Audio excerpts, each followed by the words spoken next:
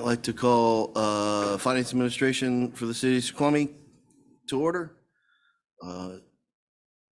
Clerk, if you'll note attendance and also note the excused absence of Councilmember Mayhew. We will proceed on with the agenda. And I just want to double check just in case he decided to join. I don't see him. Okay. All right, with that, we'll move on to approval of the agenda. I have no revisions or need for clarification on the agenda. Councilor Washington, do you have any comments or revisions? Nope, I approve the agenda. With that, we will approve, unless there are objections, we will approve the agenda as presented and proceed on to public comments.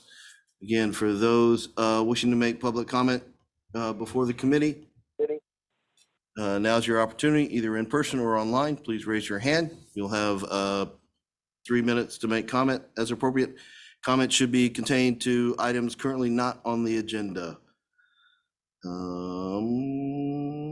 Participants, I don't see anybody in attendees. I have 12 panelists. I do see no hands raised within the panelists, and I see no hands raised here within the committee, so we will assume that there is no public comments.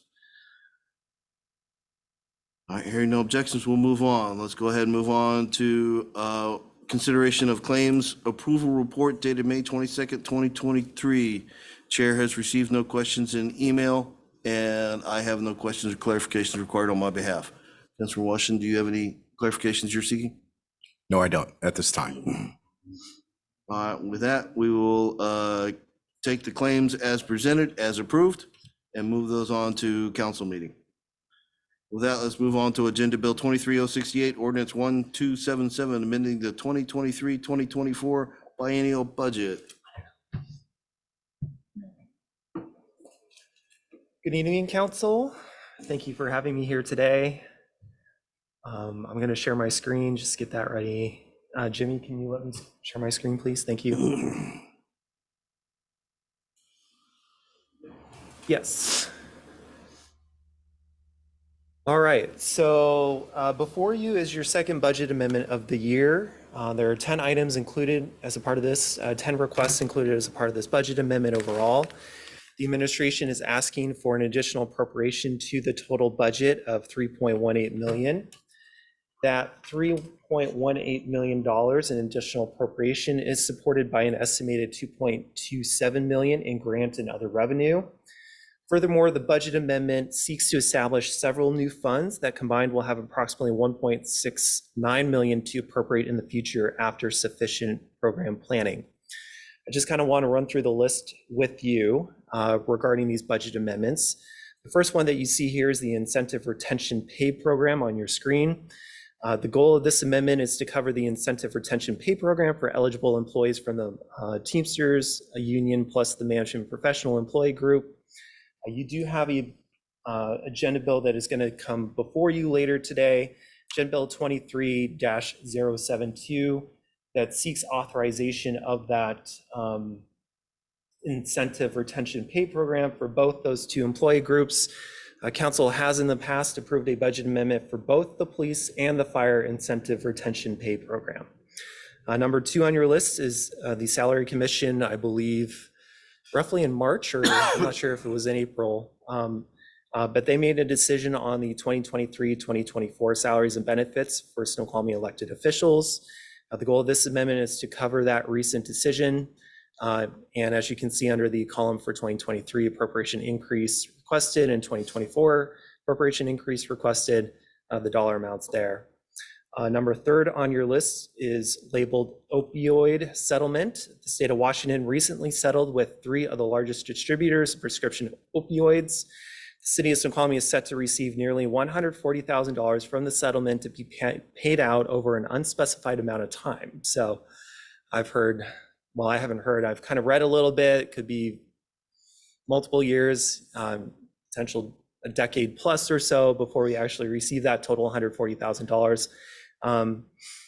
But right now, funds that we're hoping to collect, we're hoping to use following the establishment of an opioid abatement council, which is a part of the agreement with those largest distributors, that we would use that for abatement purposes consistent with the state opioid response plan. And the goal of this amendment is to establish the fund. And this is based on council's agreement with basically that settlement that was passed in Agenda Bill 22-131. As you can see here, there's no appropriation requested right now. When we kind of develop a plan, we'll come back, request an appropriation, but we want to set up and establish the new fund here with this budget amendment. Number 4 on your list is labeled housing studies. The city of Snoqualmie is currently conducting a number of housing studies. The housing strategy plan that was passed last year was not completed by the end of 2022, and therefore some of those expenditures are going to be paid out of this year. Plus, the city at the beginning of the year approved a missing middle housing study as well that was approved by council on January the 9th of this year. The intent of this budget amendment is really to take those 2 expenditures and move them out of the general fund and into the affordable housing fund. If you recall, at the end of last year during the budget cycle, council had removed all the appropriation for the affordable housing fund, primarily because we didn't have any anticipated expenditures at that time. And we're hoping to basically take those expenditures that are currently being paid out in the general fund and move them to the affordable housing fund. So you'll see an appropriation there for that fund of roughly $123,000. The current expenditures are paid out of just their general professional services line for the most part, that didn't really consider having to pay for these things out of the general fund. So there wasn't any sort of appropriation available in the general fund that we would then subtract to offset this $132,000 increase here. In addition to that, I just want to make one remark, and that is these studies are fully paid for by the Department of Commerce. Emily and her team have done a great job of getting those dollars in the door. We received a $125,000 missing middle grant, as well as $75,000 from the Department of Commerce for the housing strategy plan, plus the regional housing needs assessment. So there's multiple things that these grants are being paid for by the Department of Commerce, and I just want to thank her and her team for getting those dollars in the door. Number 5 on your list is home elevations. This is something that the city has done in the past, and is hoping that we're hoping to kind of continue and to proceed with in the future. The King County Flood Control District has earmarked $1.46 million for the city of Snoqualmie to conduct home elevations. It is the intention of the Community Development Department to prepare an interlocal agreement with KCFCD and develop home elevation program. The goal of this amendment is really to establish this fund. Once we have kind of a program in place, we'll come back and request that an appropriated amount for this fund. But like I said, the intention of this is to really kind of get that fund established, as well as to kind of put it on your guys' agenda, council's agenda, that this is coming in the future. Number 6 on your list here is Railroad Crossing Improvement Project. Awesomely, the city of Snoqualmie has recently been awarded federal funding from the Washington State Department of Transportation to improve railroad crossing safety for pedestrians and vehicles where the tracks intersect with King Street and the Snoqualmie Parkway. We're slated to receive over $2 million basically to really repair and fix these intersections. And as a consequence, we would seek to hopefully accomplish this project this year in order to get this done. I know that the Railway Museum is highly excited by this. Has been working very closely with Mike, Jeff, and their team basically to get this moving. Number 7. So wait, back Yes, on that one. go ahead. So our award was $2,073,000, but the appropriation you're asking is $2,185,000. Correct. So it may be a little bit more expensive than the amount that we're going to receive regarding the federal funding award. If we recall, the Snoqualmie Parkway Council just recently approved, the Parks and Public Works Committee recently passed on an agenda bill to council with a basically $3.74 million award or project bid basically to move it on to council. As a consequence, the city is no longer going to have to pay its full share of the project, and so we would hope to deploy some of those funds towards these intersection improvements where they cross with the railroad. So so the difference, whatever, I can't do the math right now. Yeah. $100 and some thousand is going to come from the parkway to cover the distance for the Right, railroad so intersections? the city initially budgeted $6.4 million for the parkway. $5 million of that was going to come from the state. The remaining $1.4 million was going to come from the city. Because the city is no longer going to have to contribute that much towards that project. It can then use some of those funds to support the improvement at these intersections. I have better news. Mhm. We've since learned from the federal government they're covering the whole thing zero match. Wow. I have it in writing. Okay. Sorry, Drew. Okay, All right, so so we will make note, update make that. changes, and we'll move on. We will update that. And that was him that ran that down. I don't want to take credit for that. So number 7 on your list is the 2022-2023 Winter Proclamation of Emergency. On January 9, 2023, City of Snoqualmie Council adopted a resolution ratifying the proclamation of emergency from the previous year. Since that time, the Parks and Public Works Department has tallied the cost of the damage caused by the multiple storms experienced. The intent of this budget amendment is to appropriate funds to repair the damage caused. As you can see there's an estimate of $210,000 that is primarily for, or really wholly for, street tree. Bathrooms too. Bathrooms as well, so bathrooms and street trees. There are some costs that they're gonna incur as a part of their just general budget overall, such as sidewalk repairs and so on. But in essence, we are requesting an additional $210,000 to accomplish those, or at least repair those damages from that time period. Number 8 on your list here is a maintenance bond settlement for street tree pruning and care and forest edge hazard tree management and reforestation. In November of 2022, the City of Snoqualmie settled maintenance bonds with Pulte Group for plats 25, 26, and 28 in lieu of fixing issues required by code. Both parties agreed that the City of Snoqualmie was in the best position to cure any defects regarding street tree pruning and care and forest edge hazard tree management. It's a mouthful, I can't believe it. Really, the intent of this budget amendment is to appropriate funds to complete those fixes required. Phil Bennett is looking to get his hands on this money so he can go out and do the work necessary. And so hence the reason why it's included as a part of this overall total budget amendment package. Number 9 on your list is late payment on trash receptacles. An invoice was submitted to the City of Snoqualmie in September of 2022, where we purchased 10 steel trash receptacles. However, that invoice was not paid until March of 2023.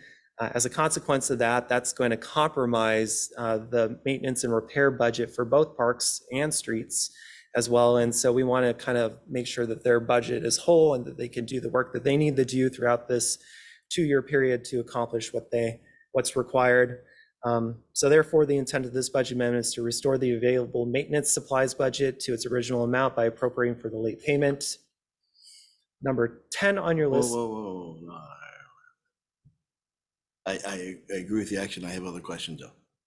So we went 6 months without paying. So this is a weird one. I got this bill out of the blue in March 2023. I reached out to the vendor and said, because our record showed that we processed everything internally. I said, could you please send me what you got? And they actually sent me our internal documents for paying bills. So somehow when it came down here, someone put it in an envelope and mailed it to the vendor, rather than cutting a check and putting that in the envelope and mailing it to the vendor. It was right when we were transitioning from the paper process to the electronic process. Somehow it got fumbled. We miss anything else? That's the only one that I found.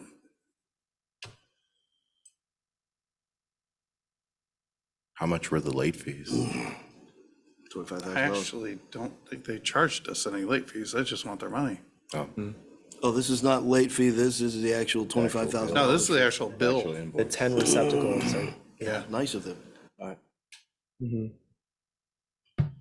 So the last one on your list is a server storage replacement project. In fact, you have an agenda bill that's going to come up later, Agenda Bill 23-071, that's going to talk specifically about this one. But the intent of this budget amendment is to update the city's server storage at both City Hall and the police station. And like I said, we're gonna have a conversation, but it is a absolutely important improvement that we have to make. So with that said, we've asked for $200,000 here to help us take care of that.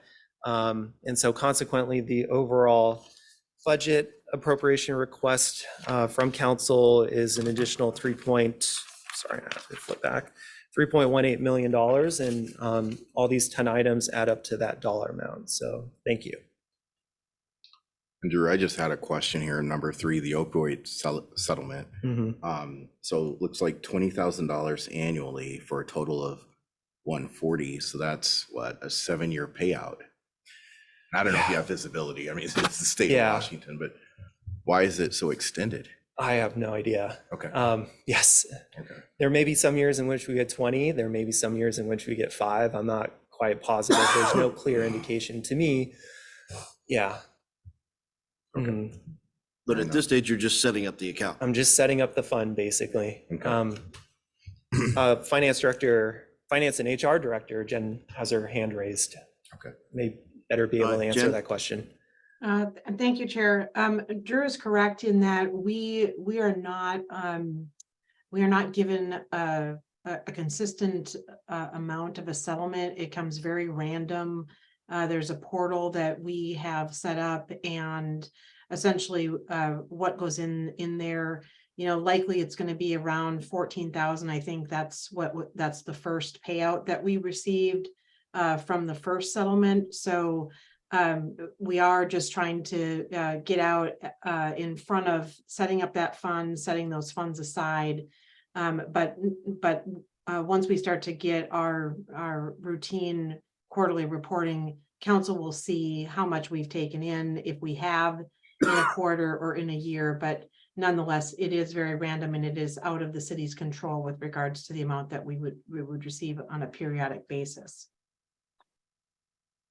Thank you. Yeah, Fair enough. Thank you very much. there's a lot of work that we have to do tied to these funds to actually deploy them. So one of the things that we have to do is establish an opioid abatement council that could potentially be regional.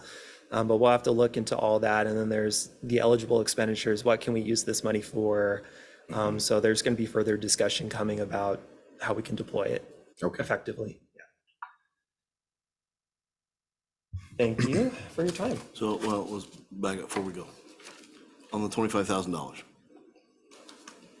Just in general, when a department has an unexpected overage, I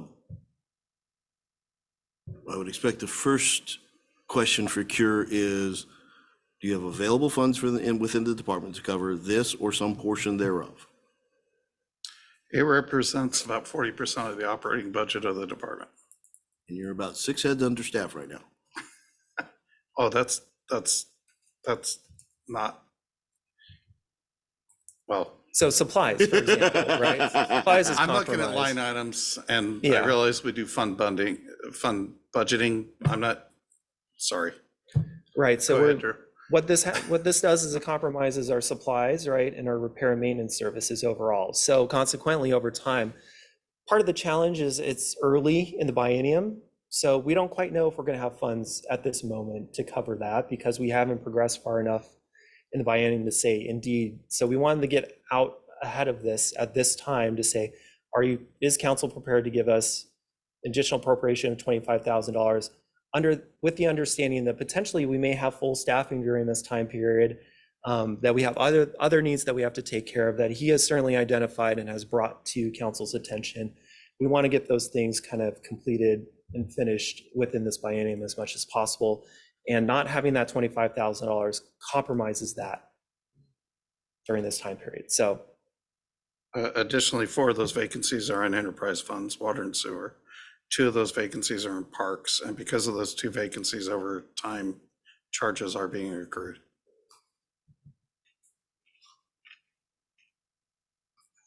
So we don't want to constrain parks at this moment. There's been a lot of identified repairs, right, that Mike has mentioned to the Parks and Public Works Committee over time. We want to make sure that we get those accomplished as much as possible within this 2-year window so that we're back at a proactive state of maintenance, basically, that the things that we need to fixed are fixed. So I get two comments. I would expect at any moment you have an EAC, estimate at completion for year end.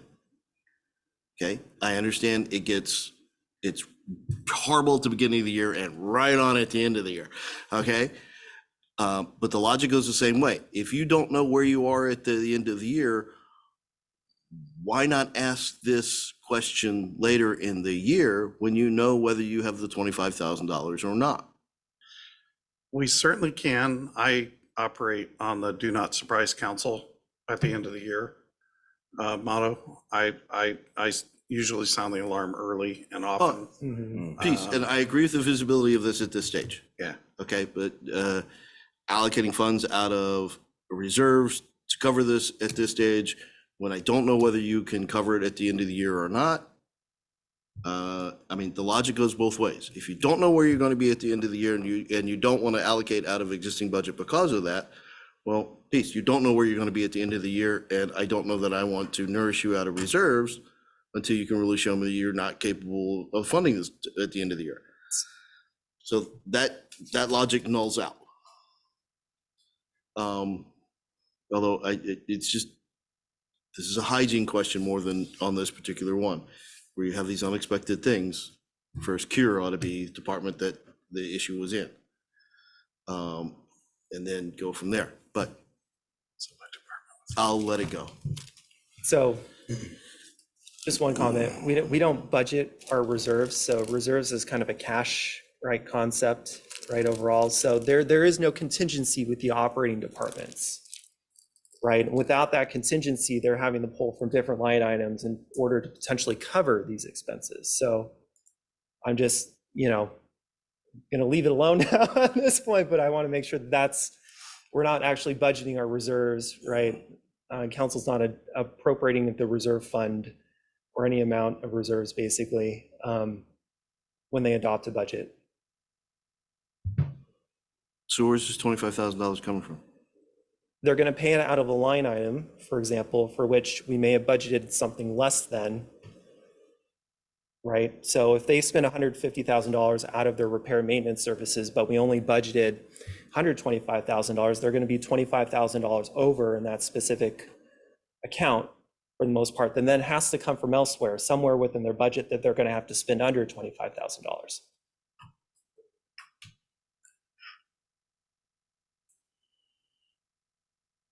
So I'm confused now whether you're arguing my point or a different point. Different point. This $25,000, this $25,000 is coming from somewhere to this appropriated budget. The Parks has a total appropriated amount. That $25,000 has to come from within that total appropriated amount right now. There isn't a portion of their appropriated amount that is specifically for reserves or for any sort of contingency. True. I think Councilperson Holloway's asking where is the supplemental appropriation being funded out of, proposed to be funded out of? The $25,000. So, okay. All right. Basically the cash that we currently have within the general fund, basically. Yes. Correct. Mm-hmm. Right, but does this action change or does not change Parks budget allocation, which I assume that's the level we allocate at is Parks, right? It's going to increase it by 12,500 basically. And that 12,500 is coming out at a council level, is coming out of what other appropriation is going down 12,500? We are not proposing anyone. We're proposing that this is getting paid for by the cash that we currently have within the fund. There's no offset proposed here. Why am I doing this? So in essence, the Parks Fund is going, appropriation, which is a council level appropriation, remains the same. Right? If council adopts this budget amendment, it would increase it by 12,500. Well, Parks and Streets are included as part of the 25 here. Took half of that. Okay, got it. Mm-hmm. So 12.5 to streets and 12.5 to parks Correct. for a lump sum of $25,000. Yes. What appropriation is going down $25,000 to cover that? No appropriation is going down 25,000. Where's the 25,000 coming from? So the cash that we currently have within the fund will support the additional $25,000 appropriation. So in essence, your ending fund balance by the end of the year would decrease by $25,000. Okay, now I track it. There was a planned ending fund balance That is greater than zero, that is is sufficient to greater than support. $25,000, Oh, yes, yeah. which will now be down by $25,000, but the overall, okay, Right. all right. All right, I tried. Thank you. Sorry if I'm being dense.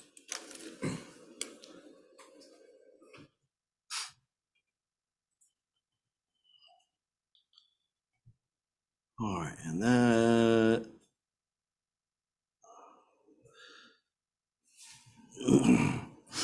Okay, and my suggestion is we go ahead and move that forward to council.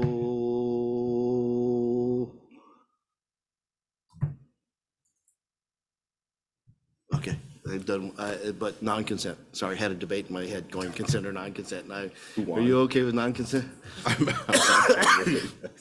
Is an ordinance, so that'll be the first reading. Okay.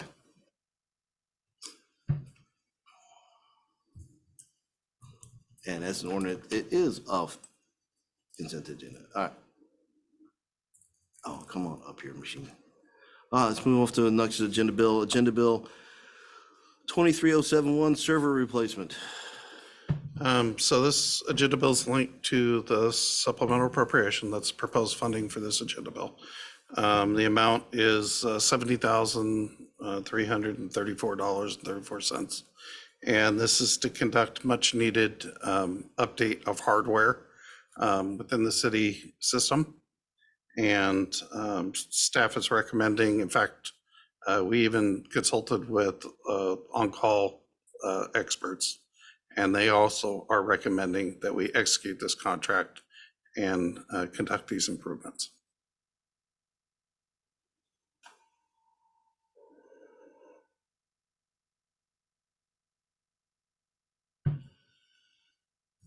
And this is just for one location. There will be an additional contract in the future for an offsite location.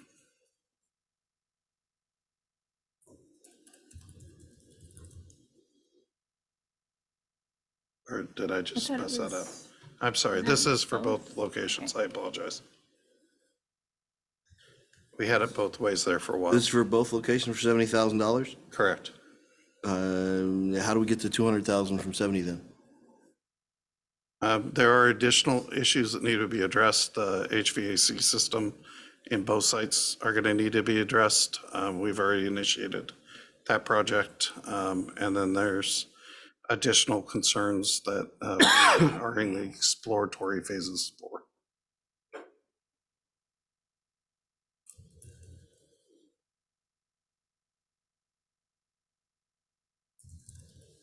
And these are NetApp servers, so they're perimeter servers, they're not storage or, I'm going to have to defer to Jimmy on that one. He's our local expert.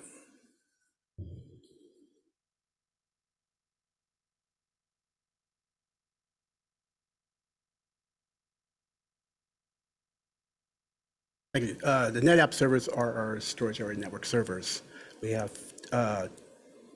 two set up, one here at City Hall and one here at Police Department. I'm sorry, where's the other one? Police Department. Okay, thank you. okay, are they mirrored? They're set for high availability, so not quite mirrored. So you can say one is set up to take over for the other in case one goes down. That's the initial purpose of them.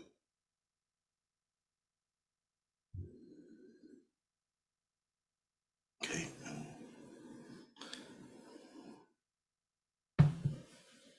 Okay, was there any consideration of cloud storage? Let me ask the buzzword question of the year. Was there consideration of cloud storage or just strictly, we're just doing one up of the previous solution? Well, we're doing pretty much a previous solution. Cloud storage, we didn't take a look, especially considering that we're currently looking at somewhere a little bit over 12 terabytes of data. I don't know how financially conducive that would be. That and the current storage appliances, they're operating in a depreciated mode right now, and we are going with a like product to ease transition. Otherwise, we would have to check with the vendor to make sure that they are able to migrate our data using the same encoding and as our current product.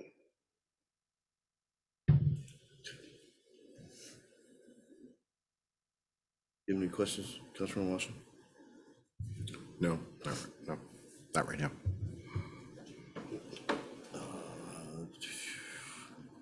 Well, I am just curious, I'm sorry. Go ahead. But there, it says other additional equipment. Potentially, what is the other additional equipment? The other additional equipment, I believe there would be HVAC. We've had issues with the HVAC system, both City Hall and Police Department. So we need to have that looked at and have it addressed as needed. I'm sorry, say that last part again. Sorry. We would need to have them looked at and updated as needed. Okay. Okay. And the other piece, I believe that would be the power. We need to address, we've had some power issues in both locations.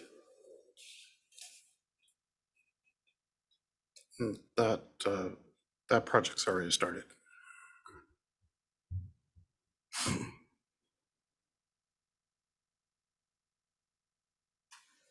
That project, which project?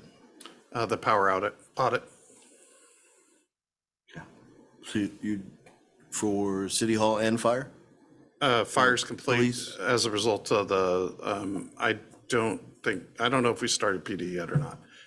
I do know that City Hall has begun as part of the City Hall improvement design project.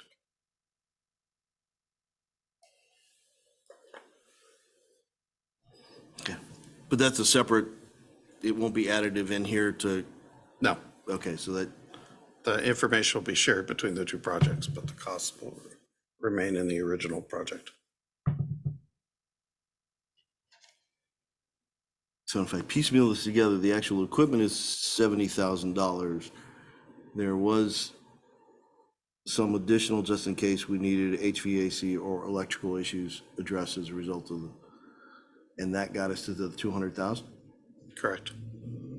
And but the power, you're addressing another project, so that, Well, the audit, not the improvements. not the improvements, okay. Okay.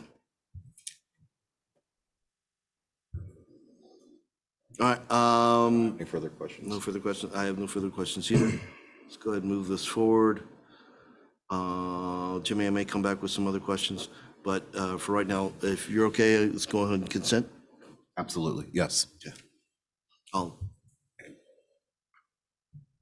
If I get spare time in my life and I devote it to this, I'll send you an email. But you're on consent.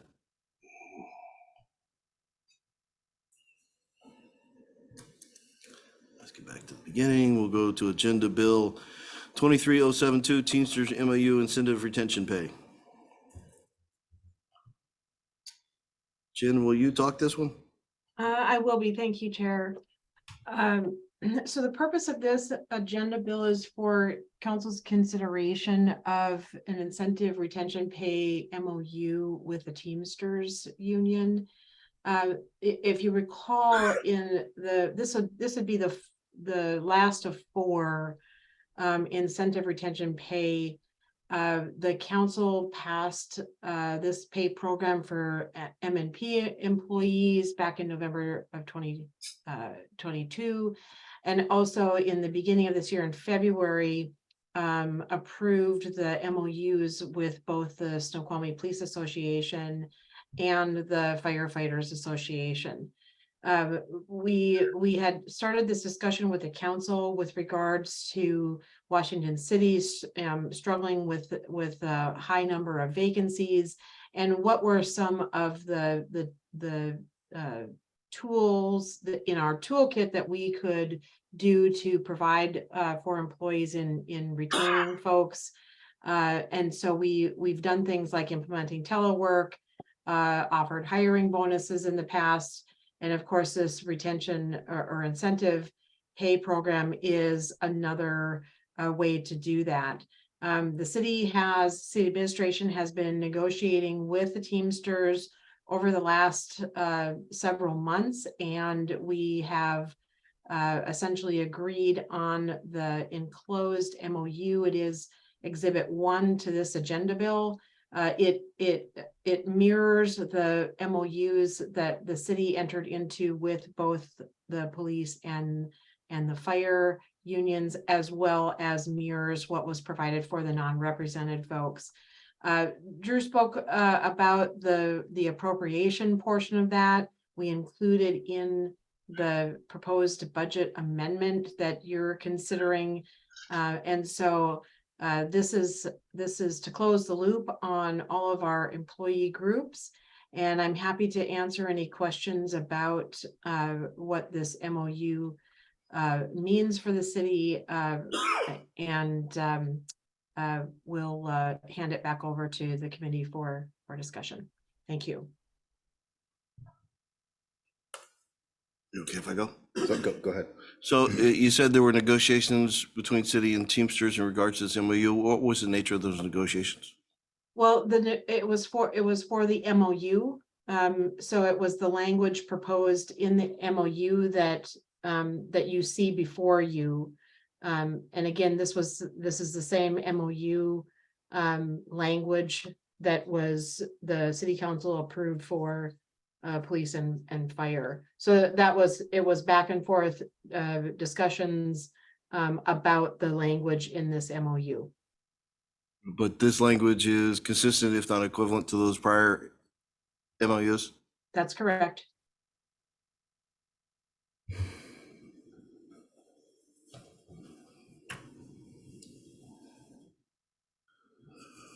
Go ahead.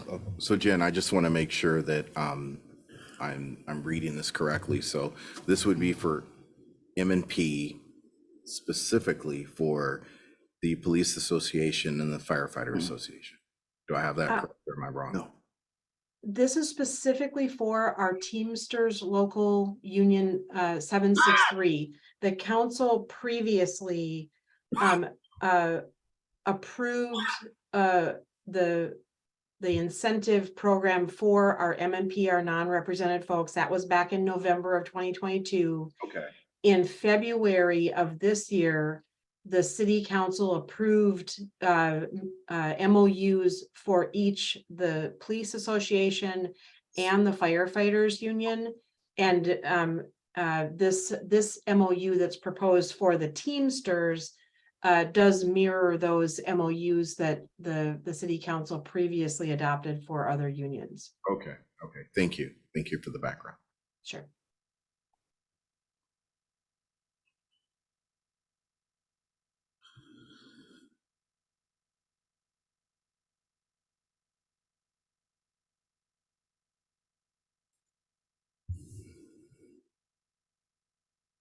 Okay, this will be paid in installments, July 31st and December 31st of 2024.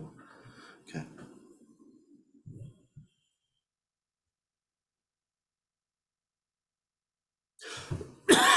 Okay.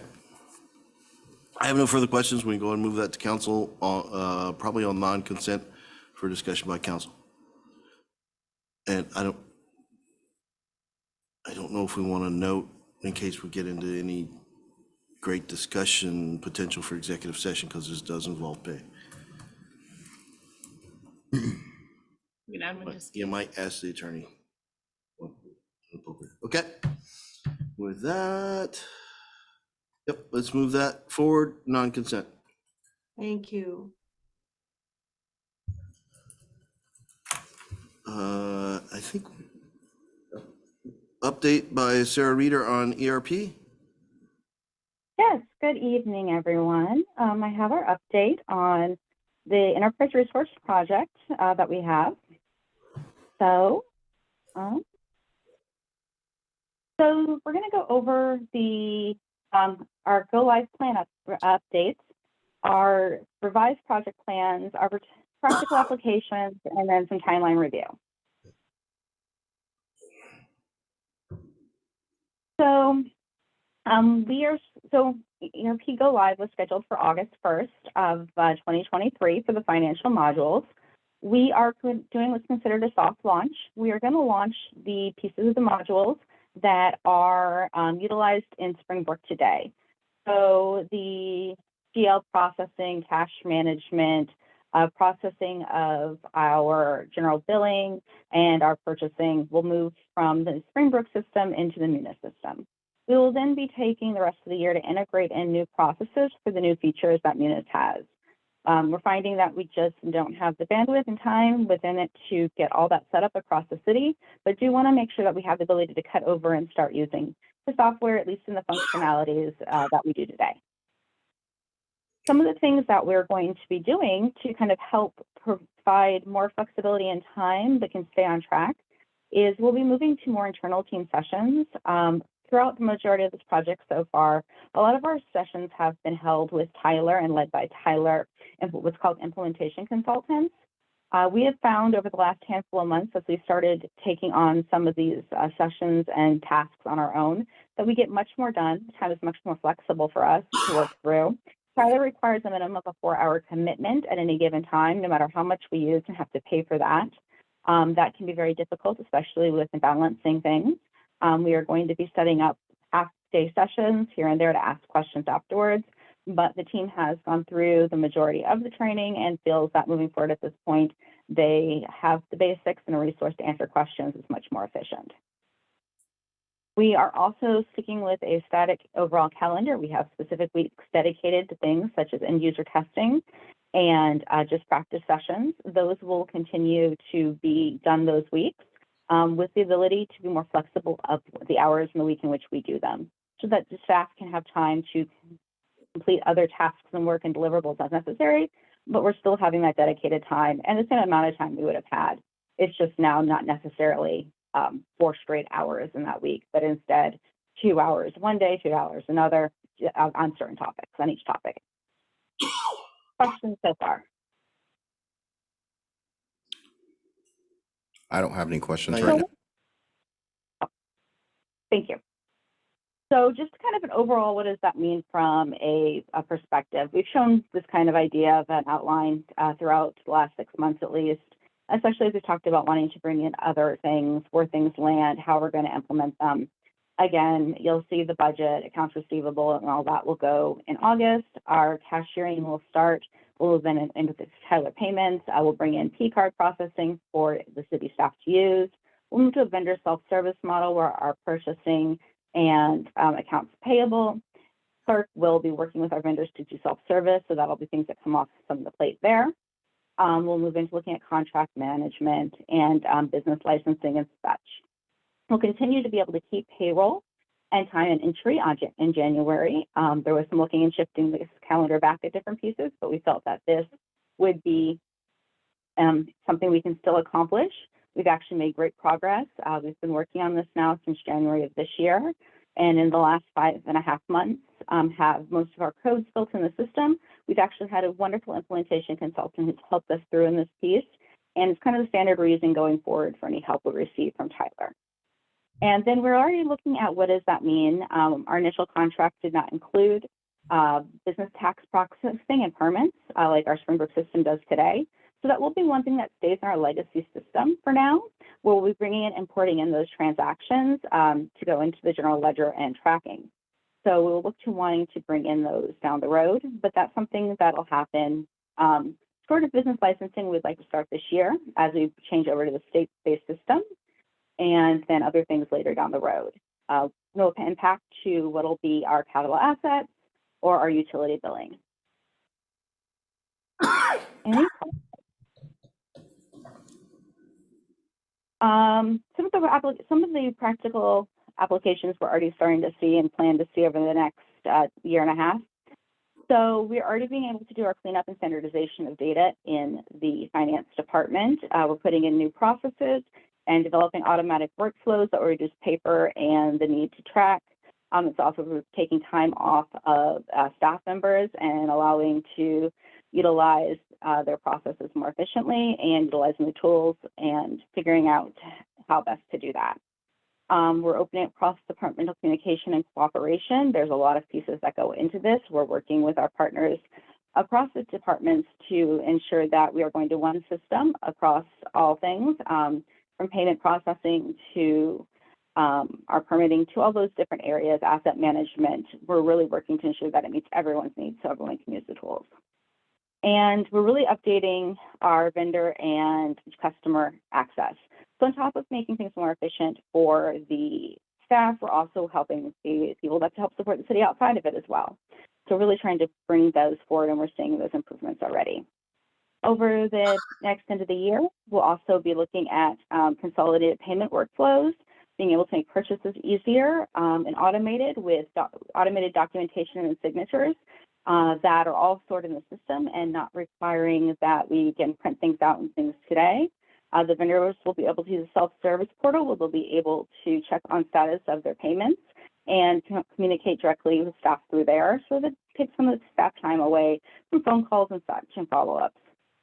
We'll have a standard reporting practice that will be open up more visible across the city and to our citizens and council. And refine business permit and licensing processes. Right now, that is a huge area that takes up a good deal of staff time, and our goal is to align with the end of the year when license permitting business licenses get renewed, and being able to take that and automate that for our staff. And then as we go, we'll start seeing employee self-time, public transparency through different tools such as Socrata, which will allow access online to the transactions and stuff for the city, and then city-wide resource planning and management standardization.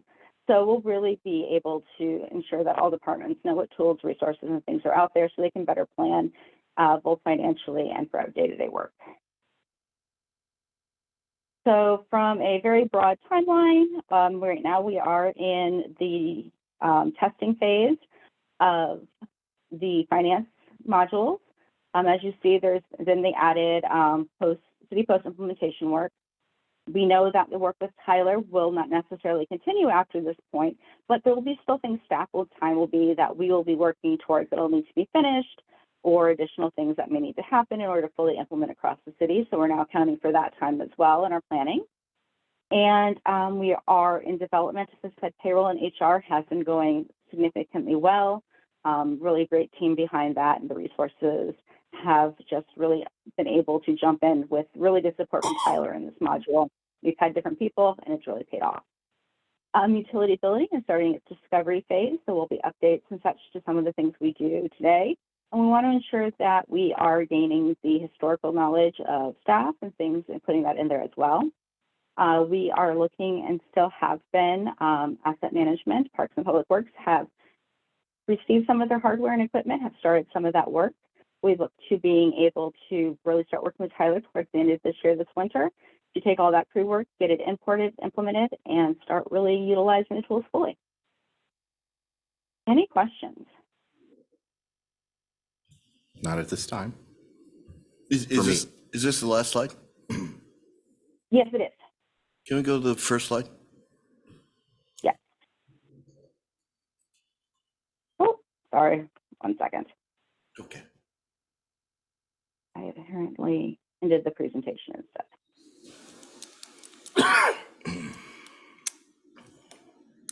And really my question, so your statement of August 1 goal, is that Yeah. a change from previous goals, project goals at that stage?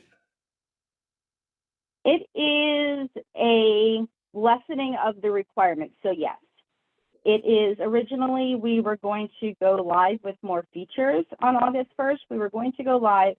Tyler's recommendation has always been to us that you bring everything online at the same time because that's the best end user experience. We have, as we've gone through this, found that's not possible to really with the time, staff, and level of teaching and things needed, along with the time of process improvement. The finance staff can be ready to go by August 1st, but really to teach all the new processes when it comes to purchasing and billing that we're going to be implementing, we don't feel it would actually be good to bring staff in all at once because they would not get the level of experience, nor would finance really have the experience with the tool to teach and utilize it well at that time. Okay, so some scope is moving out of August 1. Yes. And can we go back to your schedule slide and tell me how that has affected your schedule in that slide? So here where you see originally accounts payable would have just been in August. This September to 23rd to September to December, sorry, would not have had both of these in here. We had discussed potentially moving purchasing originally here, and that was in some of the older slides we showed, and splitting them up. But what we've learned over the last couple months is that these really do go hand in hand and need the expertise of finance and the individuals using them on the end. So we're expanding out how this is implemented in the scope there, along with the cashiering and payment section. And the vendors over here, vendor self-service, is moving out towards the end of the year as we get the accounts billing and stuff set up in August and staff used to using the tools.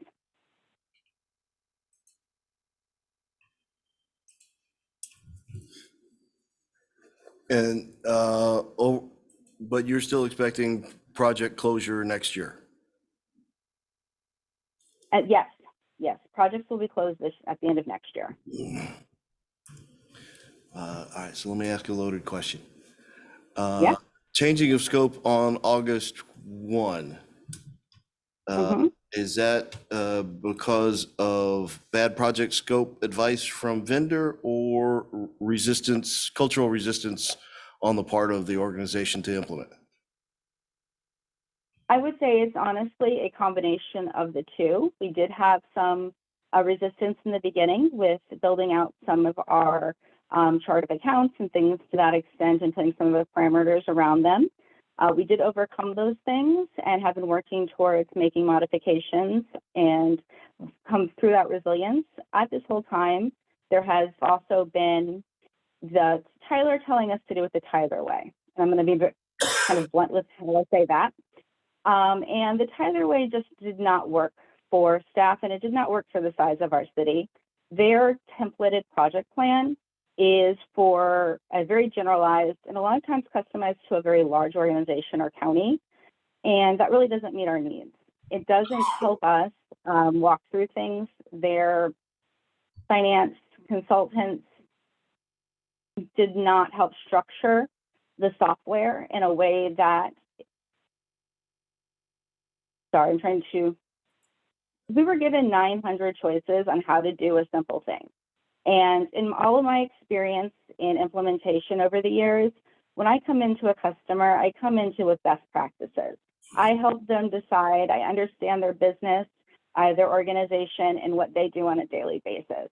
Instead of doing that, Tyler would come in and just keep demonstrating things to us over and over again and not helping us set up. That's something drastically different we've actually seen in the HR and payroll phase. The consultant there, what has come in, she's helped set things up. She's actually helped set up some of the stuff. Well, I attend both sessions and worked within both groups. I took stuff I learned from the profile and user setting session in HR and payroll, and actually went back and applied it to what we're doing in finance and setting those up because she explained it better and helped set it up there. So to give you that picture, it really is, it started out internally. It has really come to Tyler never built a way of teaching the individuals in the city what we needed. Okay.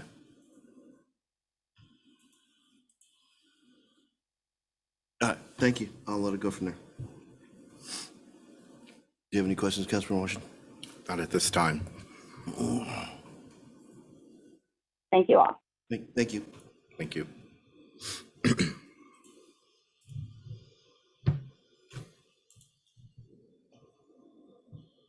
All right, and what are we doing? Get my eyeballs back in. I'm sorry.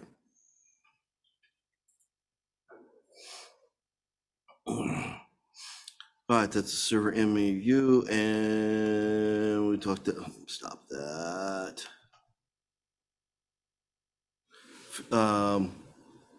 Those are upcoming agenda items, okay.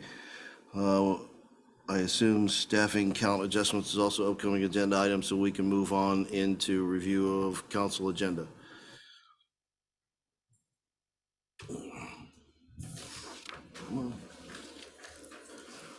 All right, we will start at 7 o'clock. Roll call, pledge of allegiance, agenda approval, public hearings. I guess I do want to make a comment off the last council agenda. If you ask me a question, it's not a presentation. So if we have dialogue activities, let's move them to their own agenda and schedule, probably a round table or whatever, and move them to their own agenda where we can actually devote time to them. Okay, and consider that time. We assume some of these presentations were 15 minutes and 30, and they went longer than that because they were discussions. Right. That is Okay, true. so if you ask me a question, it's not a presentation. We agree with that. Okay, cool, thank you. We didn't realize that would be the way. I thought as well. It's been a round table. It should be a roundtable item. Again, ask me a question, move it to a roundtable item. All right, and then we'll go proclamations. Public Works Week, yay. CPR and AED Awareness Week, also a good thing. And approval of city council meetings and approval of claims report, all part of the consent agenda. Permit parking ordinance coming out of public safety. No, Oh, that's ordinance that will be off consent. We did move one public works item to consent. so, Chair, so that first reading, so the permit parking ordinance is not ready yet. There's going to be further discussion at public safety again. Okay, so we'll pull that off.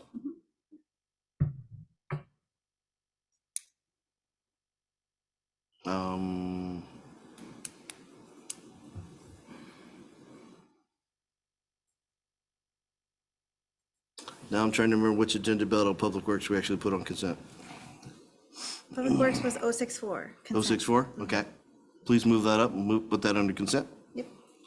Already done.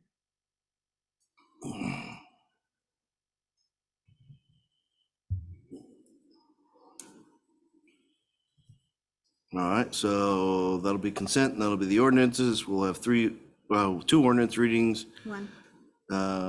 I'm sorry, permit parking ordinance comes off, it goes to, so we'll have two. The one that's on there, amending the 2023, 2020, no, we'll only have one, you're right. The consent item from Public Works is going consent above. Okay, and then we'll move into committee reports. Community Development will have Agenda Bill 059, Snoqualmie Housing Strategy Plan Adoption of Resolution Number 1647. Parks and Public Works will have amending RH2 contract and contract for Icon Materials Snoqualmie Parkway Rehabilitation Project. And we'll move the Finance Administration for server replacement, Teamster MOU, and committee reform discussion. And then we'll move to Committee of the Whole. So the server replacement was supposed to be consent, is that correct? I don't know if we said consent or not, did we? Yes, we did. Consent, you're right. I'm sorry. Thank you. So let's go ahead and move that up to consent. All right, Mayor's report, Commission Committee Liaison reports, and council member regional liaison updates. Do have a placeholder for executive session just in case we need it, and then we'll move to adjournment. Any other questions, comments, or suggestions? I do have a comment. Yep. So when you walked in, if you notice, there's a new art display out in this, kind of out there in the lobby area, downstairs and upstairs. And it's actually on loan from the Wayne Luke Museum. And so there's actually a kind of an artist opening reception right before council. So starting like 5:30 to 6:30 Monday night. So we'll send out an email regarding that, but doesn't need to be on the agenda, but just making you aware. You, if you're expecting council, you may need to notice it public, as a public meeting though. We're more than three of us show up, it's gotta be noticed. I don't necessarily agree with it, I just live by the rule as I'm told, but Right. we all call around when we wanna go to the grocery store, we call each other and find out who's going and don't go at the same time. No, never mind. When you going to Saints and Scholars again? Yeah. Wayne Luke Museum. So we will have a Well, and- roundtable at 6. Ask the attorney, she may have a different So opinion. we will not have a roundtable at 6. We know. Just a reception to view the art. Okay, Yeah, Artist In the reception. lobby. 5:30. Starting Or you at come at 5:30. 6:30. Okay. It's between 5:30 and 6:30, so. Or you just come at 7. You want to say, I'm a big art fan. I'll be here at 5:30. perfect. So don't peek at it when you leave. All right. That's the agenda. What else was left on our agenda for tonight?